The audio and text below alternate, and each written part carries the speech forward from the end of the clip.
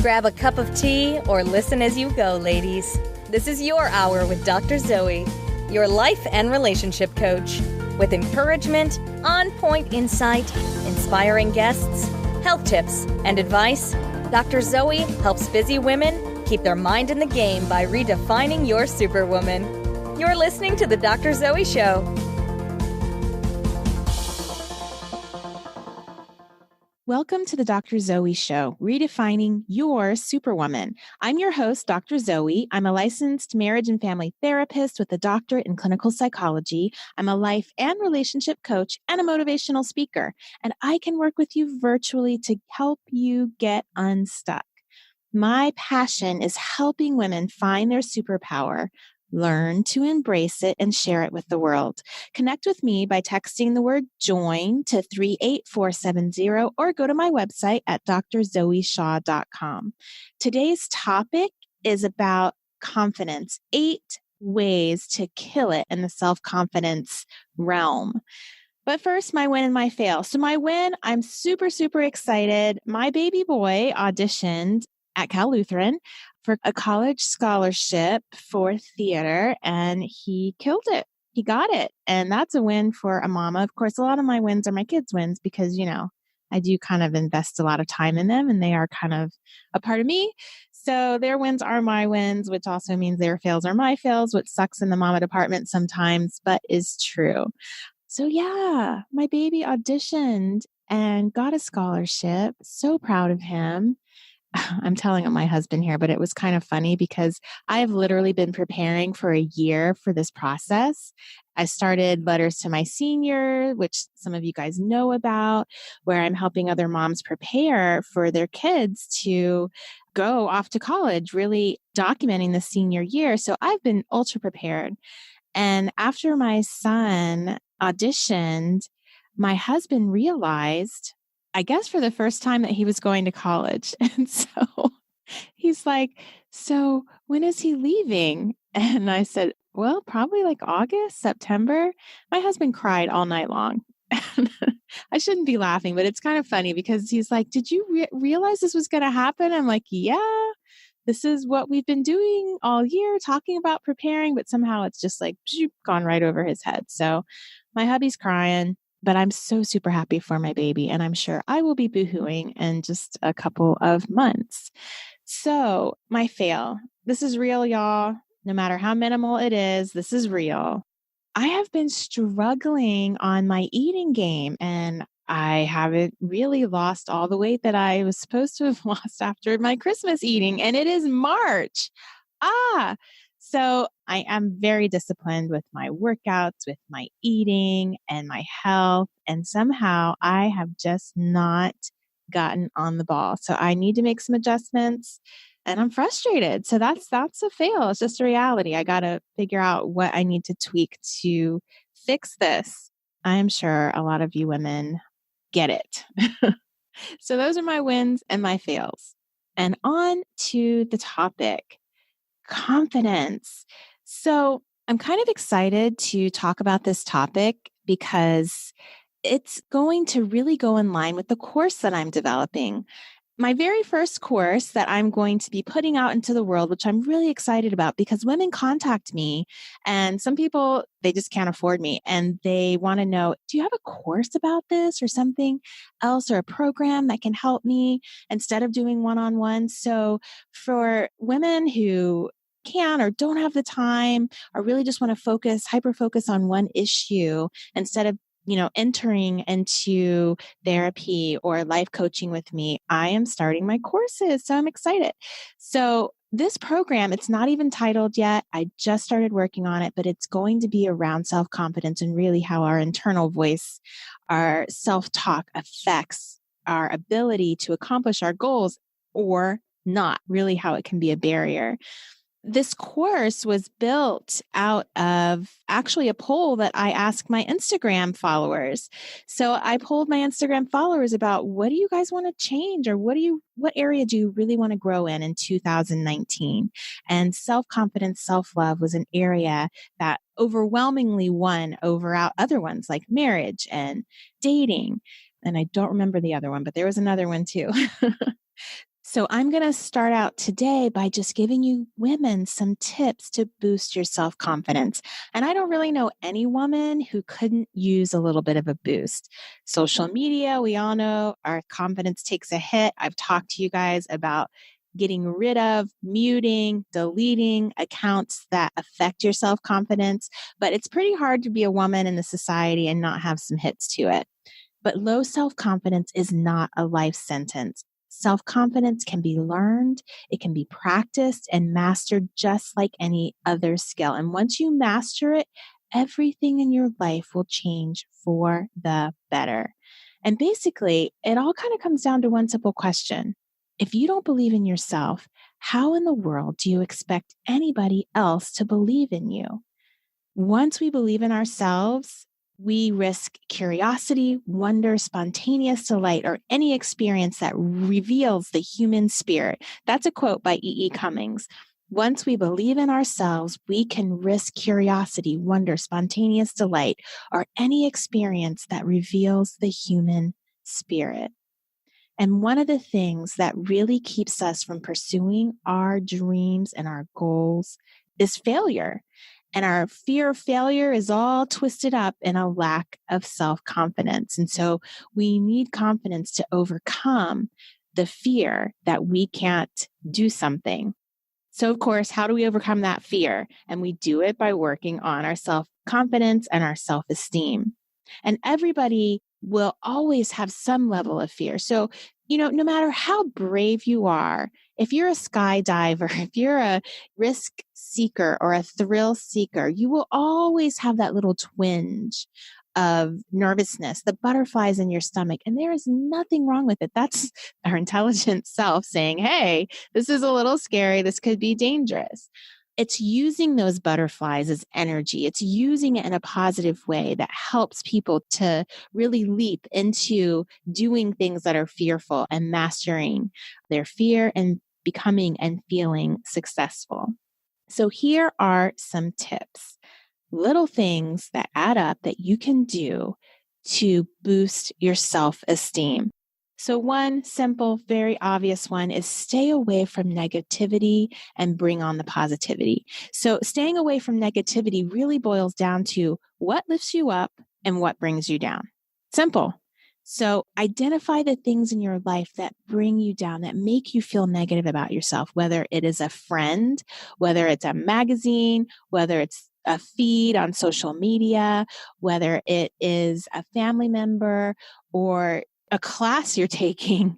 Pay attention to the things that bring you down and work on eliminating them from your life. And pay attention to the things that lift you up and work on increasing those in your life. There's been some talk about the benefits of increasing our strengths instead of working on increasing our deficits. I've talked before about that whole aspect of where your time is spent. So you could spend a lot of time trying to increase a deficit, or you could spend a lot of time trying to maximize your strength, and you're going to get a lot further when you maximize strengths. So it kind of goes in line with that. That's tip number one. Tip number two, change your body language. Our body language speaks so much to other people about how we feel and think about ourselves. And I've worked with women, especially when we're doing things like trying to get promotions and raises, really paying attention to power posing, body language. So paying attention to body language is so very important. This is where your posture, your smiling, your eye contact and speech, speaking slowly comes into play. And really just the simple act of pulling your shoulders back gives other people the impression that you're a confident person. You can Google or look on YouTube, power posing, ways to hold your body to show. And the thing is, it doesn't just show other people confidence. It actually creates confidence in yourself when you hold your body in a confident way. So if you're getting up and speaking to somebody, if you're going up and approaching someone, anytime you're interacting in your environment and you know that confidence could help you in that situation, work on your posture and your power posing. It doesn't only make you feel better, it makes other people feel more comfortable around you. Imagine a person with good posture and a smile, and you will be envisioning someone who is self-confident. It makes a difference. Number 3, don't accept failure and get rid of the negative voices in your head. My course that I'm going to be launching is going to be getting deep into your negative self-talk, how it affects you, reframing it, creating new stories, going even way back to your childhood and understanding the foundation of it, because it's those negative voices that we carry from childhood that really can wreak havoc on our self-esteem and our ability to accomplish our goals in the present as adults. Yes, those things that happen to us are really stories that are told to us about who we are.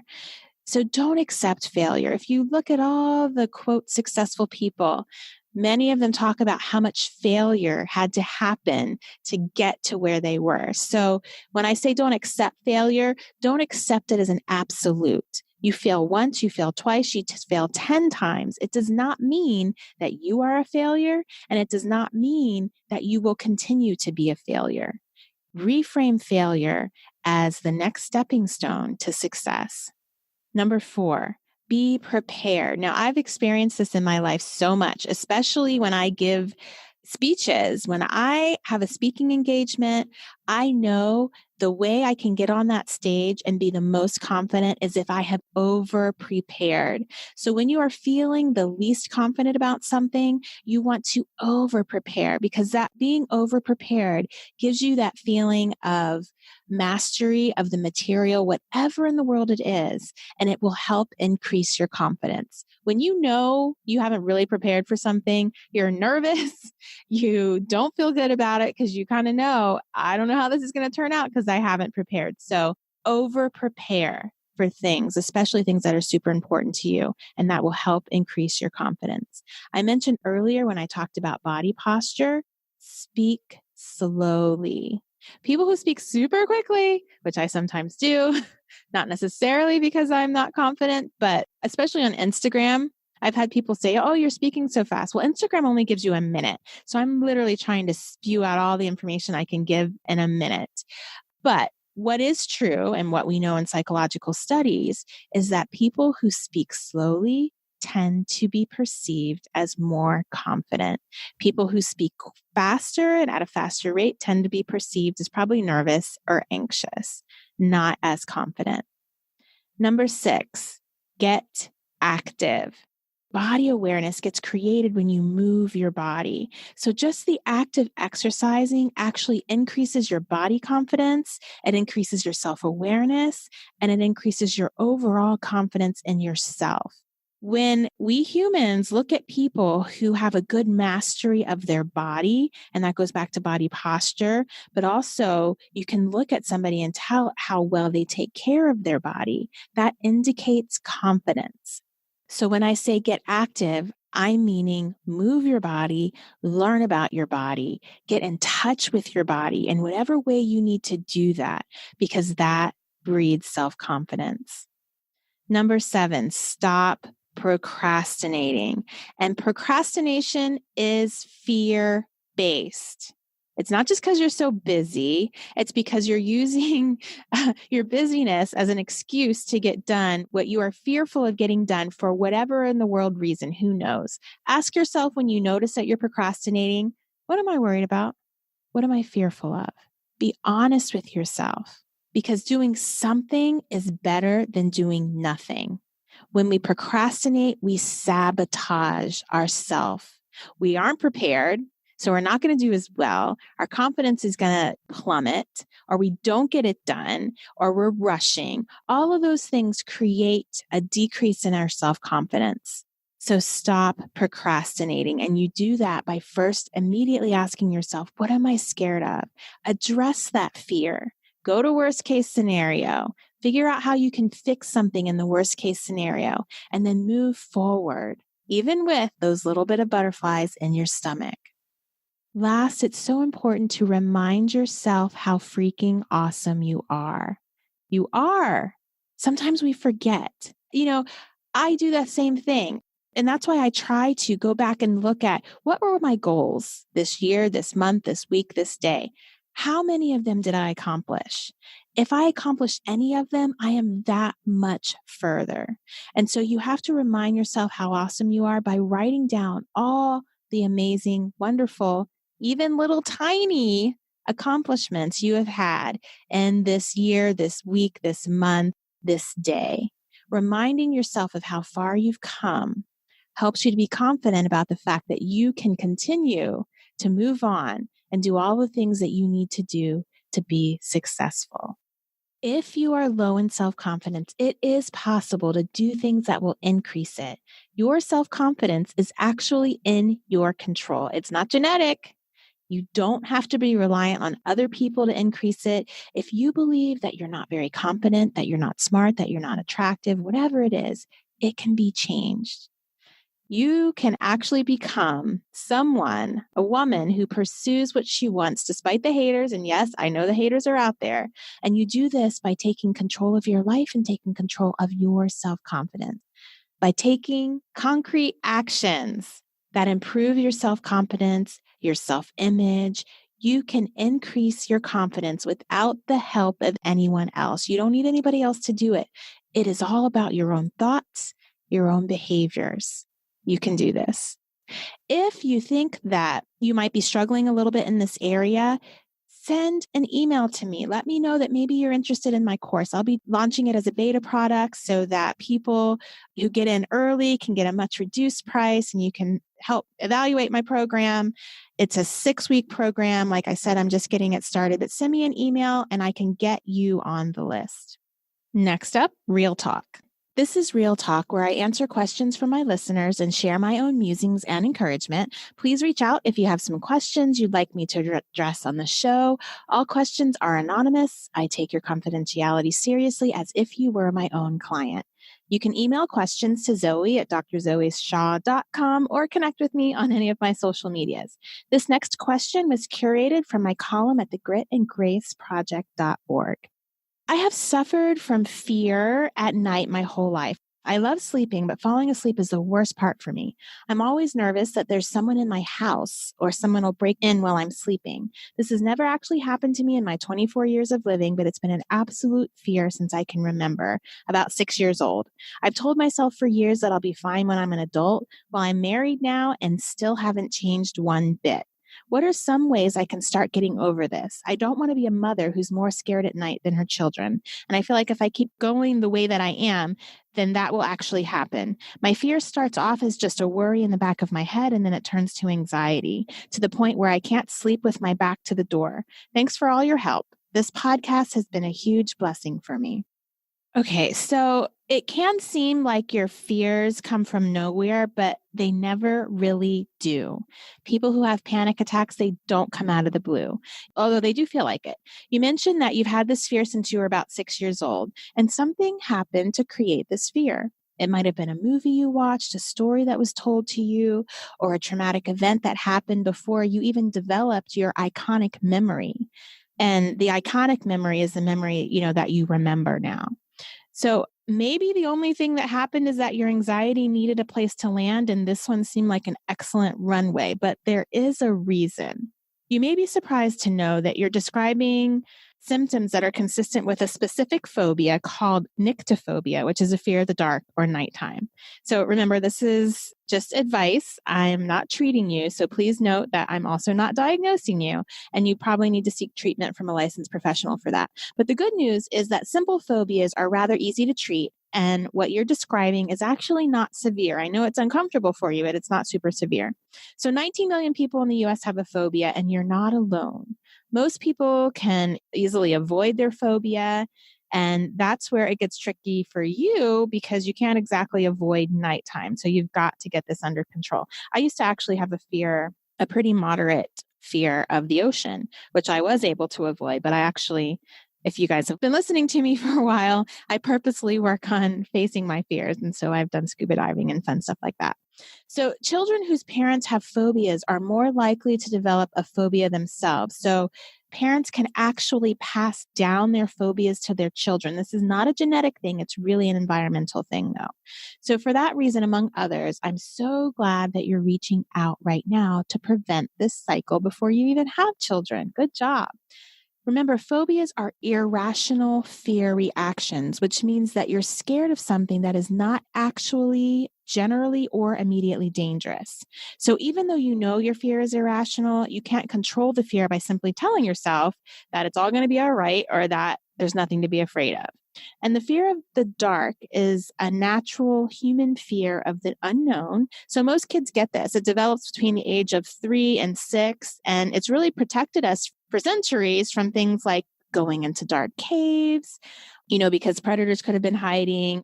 Most people develop out of this fear, so they grow out of it, but some get stuck, as you have, for various reasons.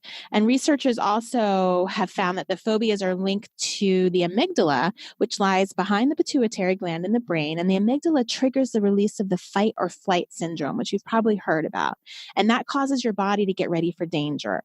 This adrenaline rush is what keeps you on alert, scared, and it disrupts your sleep at night because your body thinks it needs to run or fight. You don't really need to figure out what the trigger is to get help. That's the good news because you'll probably never figure it out. You just need to learn to pair your trigger with a different association, which will eventually reduce your fight or flight response. And a behavioral therapist can do this.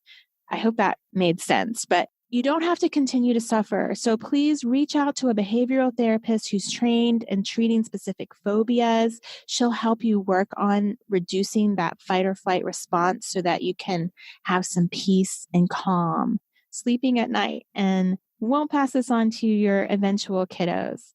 You've got this. I hope that was helpful. Thank you for tuning into the Dr. Zoe Show. New shows go up on Tuesdays. Subscribe so you don't miss a show. And if you're interested in coaching or therapy, or you just want to get a little more help, go to my website at drzoeshaw.com or any of my social medias at the handle Dr. Zoe Shaw. Join my free newsletter by texting the word join to 38470. And I look forward to speaking with you wonderful ladies on social media throughout the week. Have a super week. You've been listening to The Dr. Zoe Show, redefining your superwoman, with your host, Dr. Zoe Shaw. Don't forget to sign up for her monthly newsletters to get encouragement, tips, and skills for keeping your mind in the superwoman game. Connect with her now at www.drzoeshaw.com. Tell your friends and subscribe to her podcast on iTunes. Join us next time for another edition of The Dr. Zoe Show.